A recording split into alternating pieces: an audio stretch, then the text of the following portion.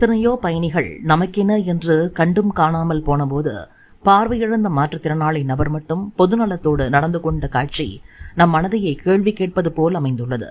இந்த தள்ளாடுற வயசுல கையெல்லாம் நடுங்க நடுங்க பஸ்ல உடைஞ்சிருக்கிற இந்த கைப்பிடியை இவர் ஃபிக்ஸ் பண்றாரு. இதுக்கான காரணம் என்ன அப்படின்னு உங்களுக்கு தெரியுமா?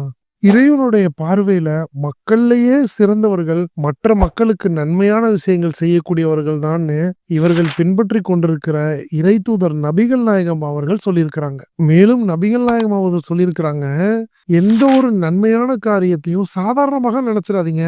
ஒரு சகோதரனை பார்த்து சிரிக்கிற ஒரு காரியம் கூட நன்மையான செயல் தான் சொல்லியிருக்கிறாங்க. அதனால மக்களுக்கு பயனளிக்கக்கூடிய வகையில இருக்கக்கூடிய சின்ன ஒரு நன்மையான செயலாக இருந்தாலும் அதை நம்ம செய்யாம விட்டுறக்கூடாதுங்க.